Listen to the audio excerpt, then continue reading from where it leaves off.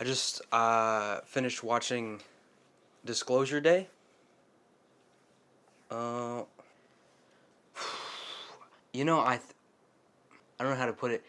I can't tell if it's a distraction of the Epstein files or if it's about the Epstein files, if that makes any sense.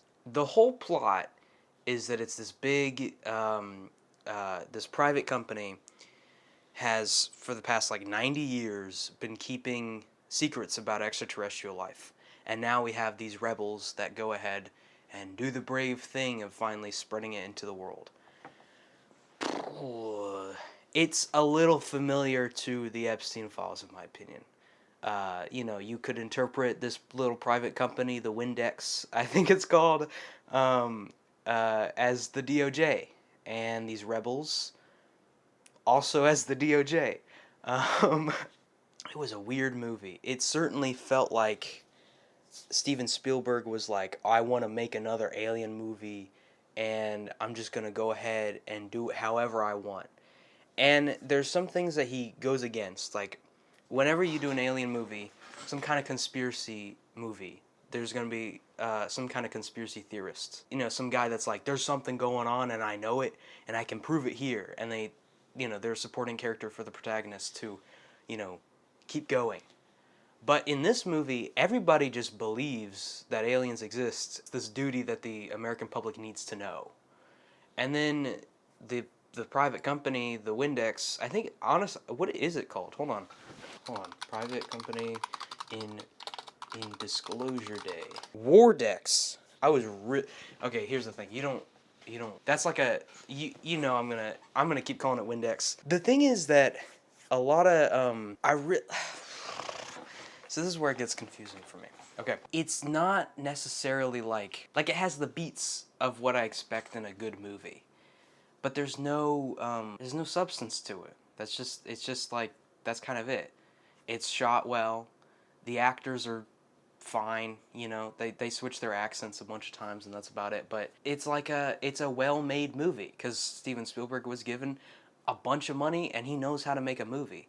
In this movie, I'll just give a brief. In the 40s, since the Roswell incident or whatever, the government has been intercepting in extraterrestrial life. So whenever an extraterrestrial will land on Earth or whatever, they take the alien in and they pretty much like torture them. And for some reason, there's like a lot of examples of these aliens. And by the way, the aliens are actually little gray dudes nowadays. Every time we get an alien now, it's like some kind of weird humanoid creature.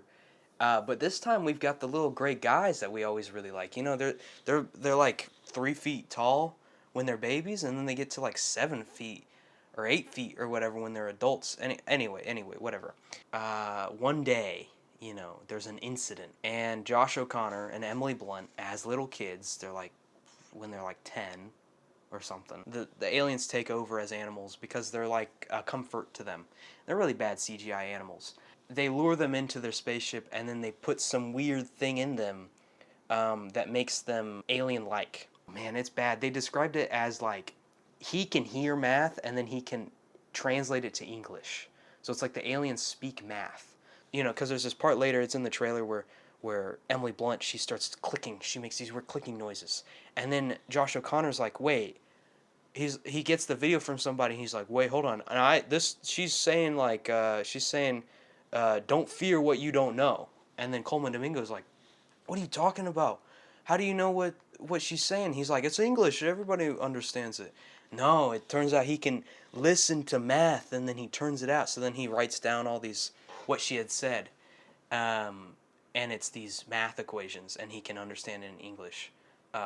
Whatever. Emily Blunt has this weird clairvoyant ability to basically be empathetic to any person. Like there's this one part where she gets pulled over in the beginning and she's like, you gotta just tell your wife to slow down and you really do want the kid and it's all very, very good for you, but just take her out to dinner and get those velvet cupcakes that she wants. And it was at first it's kind of just silly, but it's like something she doesn't understand and she starts speaking different languages and stuff like that, but it's because she's they call her a passenger, so she's just transmitting all of what the aliens are wanting her to say to understand humans. They don't really explain it past that she's just special. You know, she's a special character. She's more special than Josh O'Connor. This incident, as they just keep calling it, she suppresses this idea, and then this like alien ability lays dormant until one day she sees a red cardinal on her way to work, and then now she's like saying a bunch of stuff. Now, okay, these two people are special. That's pretty much all that's important or whatever. Josh O'Connor gets. I think they know that he's special. This private company, Windex, and he like breaks out of prison or something, and then they kind of get rid of his record, I think, and then they bring him in, and he's like an important asset to them. But then this is the start of the movie. We get dropped in that Josh O'Connor is like he steals a bunch of files. He stole one of these little devices. It's like this weird alien technology cube that they just keep calling the devices, and they have several. They're just a MacGuffin. They have several different uses, and it just keeps coming up and kind of just like something to move the plot forward. But he has all these video files on futuristic thumb drives that, you know, you plug it into a computer and you can see all these, it's all the files of the aliens ever. So he steals all these things and he's going to give them to Coleman Domingo, I guess, or he's just kind of on the run with them, and he says that he wants to put them out into the world. Then they're just kind of on the run. They've got all this random stuff, and then they meet up. There's like a bunch of random stuff happens, blah, blah, blah, blah, blah. They meet up to Coleman Domingo, and he made a reconstruction of Emily Blunt's house. And Emily Blunt remembers what happened, even though she tried to forget about it. Turns out she's like, oh, we were abducted. And now she has the full capability to remember all her powers, remember what's going on. And then they go to her news company because she's an anchor woman or whatever. They broadcast everything. And then they bring out a little alien, a big one that's like real tall. And the alien like talks to Josh O'Connor. Now, okay, I got a lot of problems with this movie. I think the initial problem I had was I was very confused what the stakes were. I was rooting for them to leak the files. Like, I knew they were going to win in the end. The motivator for Josh O'Connor's character to put all these things out there is just that people need to know. They don't want to be lied to anymore. It's not talked about enough. So he and his girlfriend keep discussing this, and she used to be a nun, and she says that, or at least she was about to be a nun, something like that. They bring in the idea of like, well, how does Christianity fit into this? So they think about it like God has to have other creatures if, we can't be the only ones out there. But they really needed to focus more on like, what would the public think of this? What is so wrong if the public did see this? And instead they just kind of kept saying over and over again, the public needs to see this, and the public would be in outrage over this. They take out the trope that there's a conspiracy theorist like pushing the protagonist to keep going during the film. Instead, everybody already knows what's going on, which is pretty nice. I like how in the movie we kind of get dropped in the middle of it and we don't really know what's going on, and then we slowly start to learn more. The big antagonist is this company. Colin Firth is doing it all for the money. They just kind of say that he's doing it all for the money. He doesn't care about what the public sees or doesn't see. He just wants all this money. And he's gone mad since his wife has died or something like that. And they don't mention the government enough. There's a part where Nixon meets like a famous actor that he likes, and the way he impresses him is by showing like dead alien bodies. But that like all we kind of get told is that this Windex company is like, it's just like some kind of sector of the government, but it is still private. It is still a private company. So I wish there was more mentioning the government, because there's nothing mentioning the government enough, And then the other thing is, this is a big confusion thing. We get dropped in the middle of the film, seeing Coleman Domingo building this house, and then we learn later it's actually a recreation of Emily Blunt's house. But the issue is that they needed to have some prior knowledge to who her character was, but they treat it like they didn't know who she was until that weird little like alien spoken thing that happens on national television or whatever. And I was talking to somebody about this, and it could have been that Josh O'Connor remembers being abducted, and he mentioned to Coleman Domingo, he was like, oh, there was somebody else that got abducted with me, and she looks like this, blah, blah, blah, blah. But they don't mention anything like that in the movie. So they're just building this house for, you know, just because they know what the house looks like of this woman, but then they find her. Maybe it was that they were, like, they knew about her already, but her ability finally came out or whatever. The whole reason her like ability to speak the alien language comes out is because she sees a red cardinal, and that's like an alien in disguise. So there's nothing like there's no explanation from the aliens. That sounds stupid, but there's no explanation from the aliens of why now. Like, why is this happening at this moment? There's nothing telling us that all these aliens saw what Josh O'Connor was about to do and that they're trying to help him. The other thing I was bothered by was I was really hoping this would be a movie about like media literacy. That's why I thought that it was a little bit like it was maybe about the Epstein files, because there's this World War III happening with North Korea and the U.S. and they don't really explain it, but they just kind of keep it subtle. Every time we see the news in the movie, they're talking about North Korea and nuclear weapons and things like that, and I was hoping it was going to be like, I thought it was going to be like, here are humans fighting each other, and it's this scary thing because we see later all these like people rushing to get supplies and everything. It's this scary thing that World War III is about to happen, but how hypocritical it is that we don't focus on aliens. You know, aliens seem much more important than all the trivial things that countries are battling over.